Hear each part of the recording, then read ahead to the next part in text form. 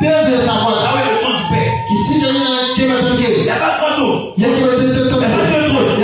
Comme le Père, le Fils et l'Esprit. Il y a qu'un seul temps au ciel. Ce que Jean avait vu, il a vu seulement un seul trône. Et quelqu'un était assis sur ce trône. Tu m'amènes. Et il tenait un livre. Et il criait. Qui est digne? Qui est digne? Qui est digne? Qui peut aller prendre le livre entre les mains de Dieu? La main de Dieu. La main de Dieu. Maintenant, il dit, c'est la puissance. Le peuple d'Israël était délivré par la main de Dieu. Par la main de Dieu, c'est sa puissance. Psaume 44.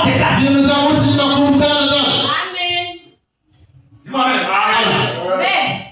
Et Jean arrive, alors que Jean, c'était pour moi Jésus-Christ. Il a vu comment Jésus était mort, crucifié, ressuscité, et il est passé. Jean arrive, il écoute ça. Qui est-il?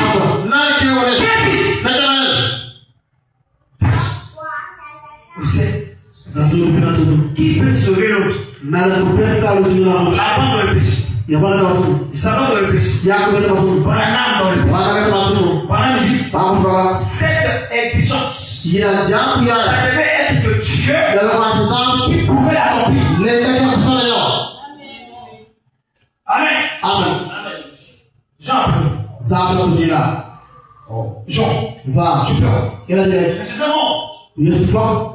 Jésus est mort à la croix. Jésus t'a lavé. Tu dois être rempli. C'est là où nous disons que les pentecôtistes ont failli. Être sauvé, c'est pas être puissant. Il y a des gens qui ont au ciel cette puissance. Dis amen. Amen. C'est vrai. Amen. On va partir là plus tard. Dieu a sauvé les élus. Mais sans Saint-Esprit, sans la puissance, tu peux être sauvé sans le Saint-Esprit. Dis-moi même. Tu peux aller au ciel sans le Saint-Esprit. Dis-moi même. Dis-moi même.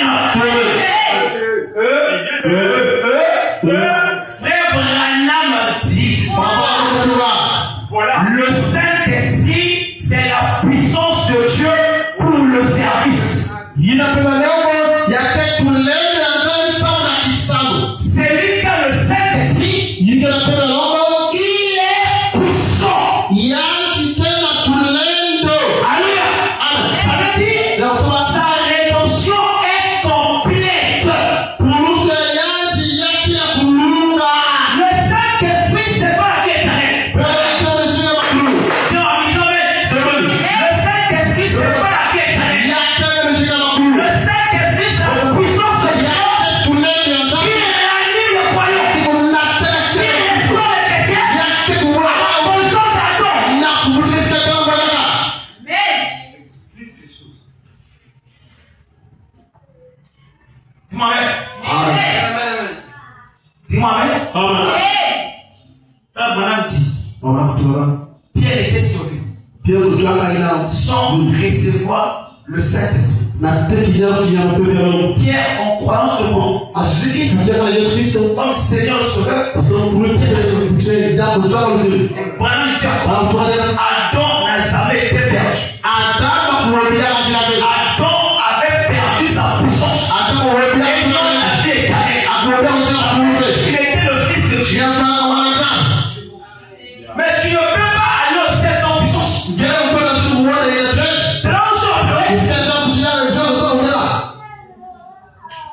dis-moi même. Et on a dit à Jean, voici le lion de la tribu de Judas. Il a vaincu pour reprendre le livre et remplir son. Et remarquez, Il a vu l'agneau de Dieu. L'agneau signifie la première partie de la rédemption. Nous avons fait ça ici. En profondeur. L'agneau passe. Et quand il a pris le livre entre les pères, il est devenu le lion. On dit que le lion réclame son autorité. Il réclame son territoire. Amen. Réclame ses sujets.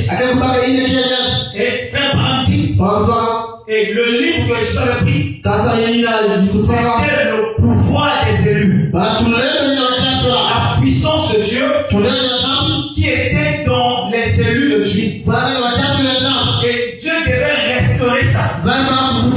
C'est au temps de la fin que la puissance là devait regagner l'homme. Amen. Amen. Et après, il a brisé le premier seau. Il a pris le seau. Un tonnerre est sorti. On a vu un cheval blanc. Le cheval blanc. Celui qui montait sur la. Il avait un arc. Et il est parti pour vaincre. Une couronne lui fut donnée. Branham dit, c'est le diable. C'est l'antichrist. C'est le nicolaïsme. Ça veut dire, c'est l'esprit Satan dans l'église. Sous forme d'un frère, d'une sœur, d'un pasteur, d'un apôtre. Il prie Jésus. Il prédit. Il prêche Jésus. Il a des visions. Prophétie. Mais il ne vit pas. Le diable dans l'église. Le Saint-Esprit vit la parole. Mais le diable ne vit pas ça. Il prêche la parole. Il ne veut pas la parole. Il prophétise. Il ne vit pas la parole. C'est un moussier. Il ne veut pas la parole. C'est le diable. Les noms. C'est pas Dieu. C'est le nicolaïsme. Amen. Au passage, ça va moins qu'il y en a bien. Il y a ça va bien. C'est quoi?